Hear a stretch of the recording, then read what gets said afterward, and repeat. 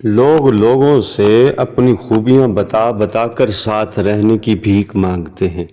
وہ ذرا اپنی کچھ خامیاں بتا کر ملاحظہ کریں کہ ساتھ ساتھ کون چلتا ہے۔ جو لوگ دوستوں کی خامیوں کے باوجود ساتھ رہیں وہی حقیقی ساتھی ہوتے ہیں۔ سب کو خوش کرنا ضروری نہیں، خود کو خوش رکھیے۔ کسی کو 2 بار سے زیادہ کال مت کیجیے، خوددار بنیے۔ اپنا اگلا قدم کسی کو مت بتائیے۔ جب تک کوئی نہ پوچھے اپنی عقل نہ بانٹیے۔ پیسے کمانے کے طریقے خود تلاش کیجیے اور حد سے زیادہ دوستی نہ رکھیے، فاصلہ ہی وقار ہے۔ جو انسان سوسائٹی کا پریشر لے کر بھی اپنی زندگی جیتا ہے وہی اصل کانفیڈنٹ اور حوصلے والا انسان ہے۔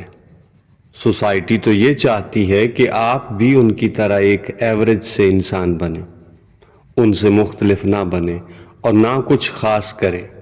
وہ تو ہمیشہ مخالفت ہی کریں گے، نقص ہی نکالیں گے۔ اگر آپ کی نیت ٹھیک ہے، مقصد ٹھیک ہے تو پھر ڈٹ جائیے۔ یہ سب پریشر اور تکلیفیں عارضی ہوتی ہیں۔ جب آپ کامیاب ہو جائیں گے تو پھر یہی لوگ اپنے بچوں اور دوسرے لوگوں کو آپ کی مثالیں دیں گے کہ کیسے آپ نے اتنی محنت کر کے یہ مقام حاصل کیا۔